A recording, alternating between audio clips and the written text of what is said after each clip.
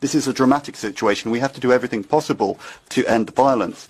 Since he entered power in 2014, Narendra Modi, the Prime Minister, has been implementing a radical nationalist Hindu policy, which has had terrible consequences.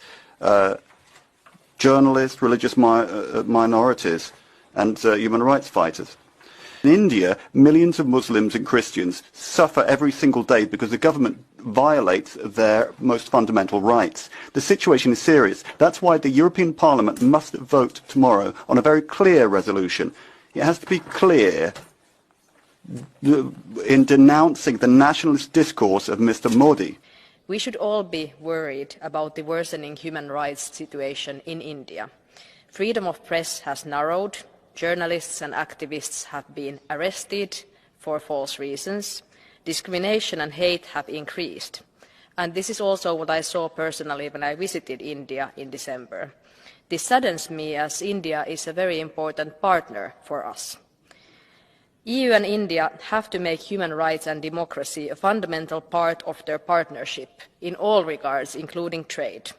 Our joint resolution is crystal clear. We are calling on India to do everything within its power to end ethnic and religious violence, to punish perpetrators and end Hindu extremism.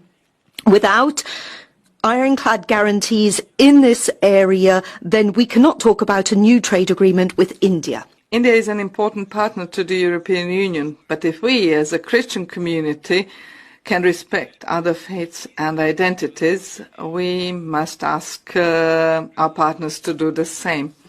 I propose an urgent visit by the European Special Envoy for Religious Freedoms to India, and the way Indian government will treat this proposal will show whether the authorities there are, for the time being, only powerless in such cases, or whether they knowingly allow persecution of religious minorities by radical groups.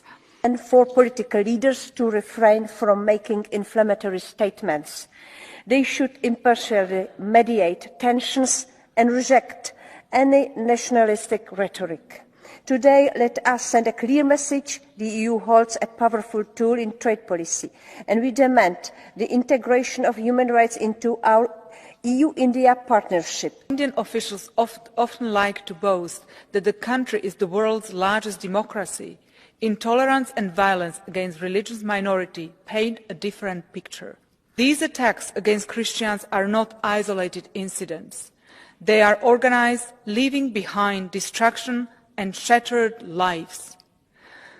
The EU cannot close its eyes to this crime. With this resolution from the European Parliament, we call on the most populous democracy in the right just to do what it is duty-bound to do in its constitution, to maintain religious freedom also for Christians in Manipur. Despite the gravity of the situation, authorities are not taking sufficient action and fostering peace dialogues, while the Manipur Tribal Forum's plea for protection of the Kuki tribe by the Indian Army has been rejected by the Supreme Court.